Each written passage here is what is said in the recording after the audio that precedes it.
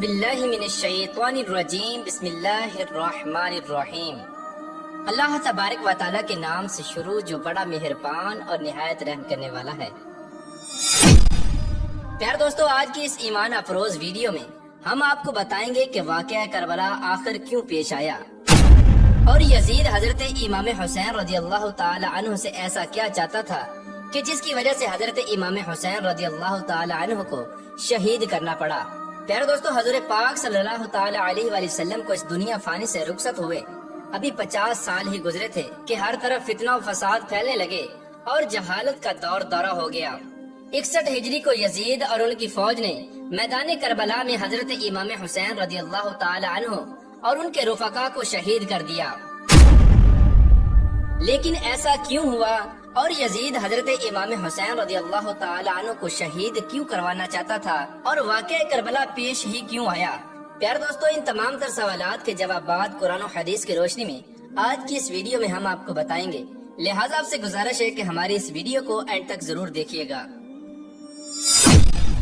پیارے دوستو، خلافت راشدہ کا 30 سالہ دور حضرت امام حسن رضی اللہ تعالی عنہ پر ختم ہو چکا تھا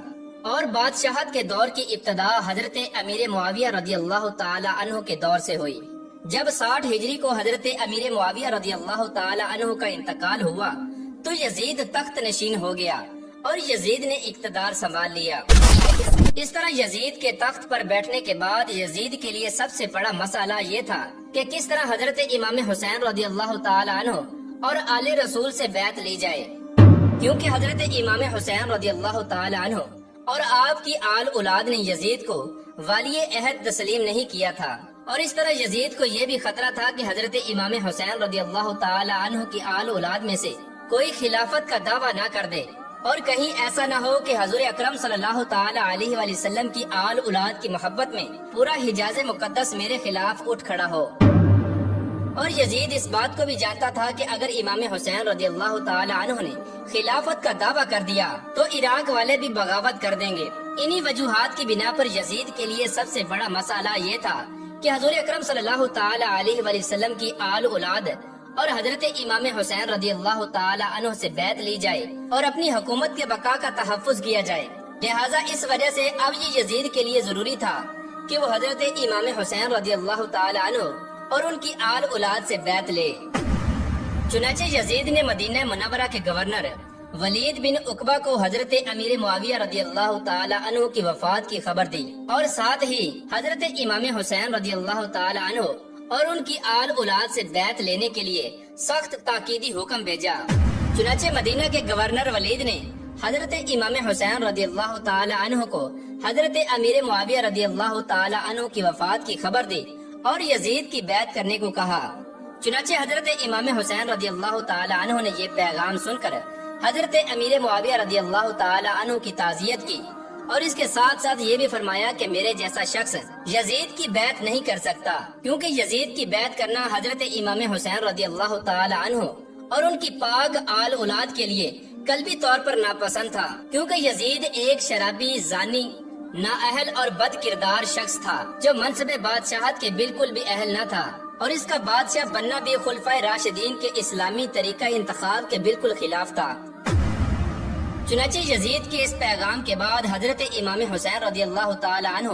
اپنی آل اولاد کو لے کر مدینہ منورہ سے مکہ مکرمہ کی طرف ہجرت فرما گئے، اور حضرت امام حسین رضی اللہ تعالی عنہ کے مکہ مکرمہ میں پہنچنے کی خبر کو سن کر لوگ جوک در جوک حضرت امام حسین رضی اللہ تعالی عنہ کی خدمت میں حاضر ہوئے۔ ادھر جب اہل کوفہ کو حضرت امیر معاویہ رضی اللہ تعالی عنہ کے انتقال کی خبر ملی اور ان کو اس بات کا علم ہوا کہ حضرت امام حسین رضی اللہ تعالی عنہ نے یزید کی بیعت کرنے سے انکار کر دیا ہے، تو اہل کوفہ والوں نے حضرت امام حسین رضی اللہ تعالی عنہ کی خدمت میں ہزاروں کی تعداد میں خط لکھے، اور کوفہ والوں نے خطوط میں لکھا کہ آپ جلد از جلد کوفہ تشریف لے آئیں، کوفہ والے آپ کے ہاتھ پر بیعت کریں گے اور ہمارا مال و دولت اور ہماری گردنیں آپ کے لیے حاضر ہیں۔ کوفہ والوں نے حضرت امام حسین رضی اللہ تعالی عنہ کو خط میں لکھا کہ تمام کوفہ کے لوگ آپ کے منتظر اور آپ کے مشتاق ہیں، اور ہم کوفہ والے آپ کے علاوہ کسی کو اپنا امام و پیشوا نہیں مانتے، اور آپ کی مدد کے لیے یہاں ہزاروں کا لشکر حاضر ہے۔ اس طرح جب حضرت امام حسین رضی اللہ تعالی عنہ نے اہل کوفہ کی اس قدر محبت کو دیکھا تو حضرت امام حسین رضی اللہ تعالی عنہ نے سوچا کہ حالات کو معلوم کیا جائے اور کوفہ کی طرف سفر کیا جائے۔ چنانچہ حالات کا جائزہ لینے کے لیے حضرت امام حسین رضی اللہ تعالی عنہ نے اپنے چچا زاد بھائی مسلم بن عقیل کو کوفہ کی طرف روانہ کر دیا۔ چنانچہ حضرت امام حسین رضی اللہ تعالی عنہ نے مسلم بن عقیل رضی اللہ تعالی عنہ کو ایک خط دیا اور ان سے فرمایا کہ آپ کوفہ جا کر حالات کا جائزہ لیں اور لوگوں سے بیعت لیں۔ اگر حالات ٹھیک ہوئے تو میں بھی آپ کے پیچھے کوفہ آ جاؤں گا، اور اگر حالات خراب ہوئے تو آپ واپس تشریف لے آنا۔ اگرچہ امام حسین رضی اللہ تعالی عنہ کوفیوں کی بے وفائی کے بارے میں خوب جانتے تھے، لیکن یزید کا بادشاہ بننا اسلام کے لیے ایک بہت بڑا خطرہ تھا، لہٰذا اسی لیے یزید کی بیعت کو ختم کرنا اور کوفیوں کو اپنے ہاتھ پر بیعت کروانا حضرت امام حسین رضی اللہ تعالی عنہ کے لیے لازم عمل تھا۔ اور ادھر یزید طرح طرح کے ہیلے بہانے کر کے حضرت امام حسین رضی اللہ تعالی عنہ کو اپنے پاس بلانا چاہتا تھا تاکہ حضرت امام حسین رضی اللہ تعالی عنہ کو مجبور کر کے ان سے بیعت لے لی جائے۔ چنانچہ حضرت مسلم بن عقیل رضی اللہ تعالی عنہ امام حسین رضی اللہ تعالی عنہ کا حکم پا کر جب کوفہ پہنچے تو کوفہ والوں نے آپ کا خیر مقدم کیا اور آپ کو بے انتہا محبتوں سے نوازا۔ چنانچہ حضرت مسلم بن عقیل رضی اللہ تعالی عنہ نے حالات کا جائزہ لے کر اور کوفیوں کی بے انتہا محبت کو ایک خط کے اندر تحریر کر کے حضرت امام حسین رضی اللہ تعالی عنہ کی طرف روانہ کر دیا۔ حضرت مسلم بن عقیل رضی اللہ تعالی عنہ نے اس خط میں تحریر کیا کہ ہزاروں کی تعداد میں اہل کوفہ والے آپ کی تشریف آوری کے منتظر ہیں اور کوفہ کے تمام لوگ آپ کے ہاتھ پر بیعت کرنا چاہتے ہیں۔ چنانچہ حضرت مسلم بن عقیل رضی اللہ تعالی عنہ کے اس پیغام کے ملنے کے بعد حضرت امام حسین رضی اللہ تعالی عنہ نے کوفہ جانے کا مکمل ارادہ فرما لیا۔ چنانچہ 3 ذی الحج 60 ہجری کو حضرت امام حسین رضی اللہ تعالی عنہ اپنے اہل بیت اور خدام سمیت 82 افراد کا لشکر لے کر کوفہ کی طرف روانہ ہو گئے۔ چنانچہ حضرت امام حسین رضی اللہ تعالی عنہ کا لشکر ابھی سفر میں ہی تھا کہ ادھر کوفیوں نے یزید کے ساتھ مل کر بغاوت کر دی اور حضرت مسلم بن عقیل رضی اللہ تعالی عنہ کو شہید کر دیا۔ اس شہادت کی خبر حضرت امام حسین رضی اللہ تعالی عنہ کو سفر میں ہی مل گئی تھی۔ اس خبر کو سننے کے بعد حضرت امام حسین رضی اللہ تعالی عنہ نے اپنے اہل و عیال سے رائے لی اور اس بات پر ان کے اہل و عیال کی مختلف رائے تھی، اور ایک مرتبہ حضرت امام حسین رضی اللہ تعالی عنہ نے بھی واپسی کا ارادہ فرما لیا تھا، لیکن اہل بیت کی مشاورت کے بعد یہی طے پایا کہ کوفہ کا سفر جاری رکھا جائے، کیونکہ حضرت امام حسین رضی اللہ تعالی عنہ اپنے نانا کے دین کو بچانا چاہتے تھے، لہذا حضرت امام حسین رضی اللہ تعالی عنہ نے واپسی کے ارادے کو ترک کر دیا اور کوفہ کی طرف سفر کو جاری رکھا۔ یہ قافلہ اپنی شان و شوکت کے ساتھ منزل کی طرف رواں دواں تھا، یہاں تک کہ حضرت امام حسین رضی اللہ تعالی عنہ کا قافلہ میدان کربلا میں پہنچ گیا۔ یہ محرم الحرام 61 ہجری کی 2 تاریخ تھی۔ کربلا کے مقام پر پہنچ کر حضرت امام حسین رضی اللہ تعالی عنہ نے اس جگہ کا نام دریافت کیا تو حضرت امام حسین رضی اللہ تعالی عنہ کو بتایا گیا کہ اس جگہ کو کربلا کہتے ہیں۔ حضرت امام حسین رضی اللہ تعالی عنہ اس بات کو خوب جانتے تھے کہ کربلا ہی وہ مقام ہے کہ جہاں پر مجھے اور میری آل اولاد کو اللہ تبارک و تعالی کی راہ میں قربان ہونا ہے۔ انہی دنوں میں حضرت امام حسین رضی اللہ تعالی عنہ کو اپنے نانا جان حضرت محمد مصطفیٰ صلی اللہ تعالی علیہ وآلہ وسلم کی زیارت ہوئی اور آپ صلی اللہ تعالی علیہ وآلہ وسلم نے حضرت امام حسین رضی اللہ تعالی عنہ کو شہادت کی خوشخبری سنائی، اور حضور اکرم صلی اللہ تعالی علیہ وآلہ وسلم نے حضرت امام حسین رضی اللہ تعالی عنہ کے سینے اقدس پر اپنا دست مبارک رکھ کر یہ دعا فرمائی کہ یا رب العالمین حضرت امام حسین رضی اللہ تعالی عنہ کو صبر جمیل عطا فرما۔ اس کے بعد ابن زیاد نے حضرت امام حسین رضی اللہ تعالی عنہ کو ایک خط لکھا جس کے اندر ابن زیاد نے حضرت امام حسین رضی اللہ تعالی عنہ سے یہ مطالبہ کیا کہ آپ یزید کی بیعت کر لیں۔ جب یہ خط حضرت امام حسین رضی اللہ تعالی عنہ کے پاس پہنچا تو حضرت امام حسین رضی اللہ تعالی عنہ نے اس خط کو پڑھ کر پھینک دیا، اور حضرت امام حسین رضی اللہ تعالی عنہ نے اس قاصد سے فرمایا کہ اس خط کا میرے پاس ابھی کوئی جواب نہیں۔ چنانچہ یہ سارا ماجرا قاصد نے آ کر ابن زیاد کو بتایا تو ابن زیاد حضرت امام حسین رضی اللہ تعالی عنہ کا جواب سن کر غصے میں آ گیا۔ چنانچہ ابن زیاد نے اپنے تمام لشکروں کو اکٹھا کیا اور فوجیں تیار کی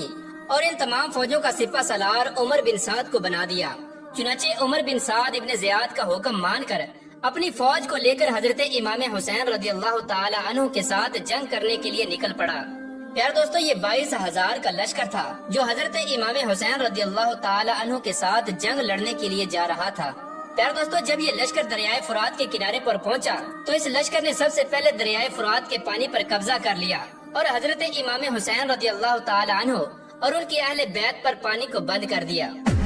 ادھر حضرت امام حسین رضی اللہ تعالی عنہ نے تمام خیموں کو ایک دوسرے کے قریب کر دیا اور خیموں کے پیچھے ایک خندق کھودی گئی جس کو لکڑیوں کے ساتھ بھر دیا گیا۔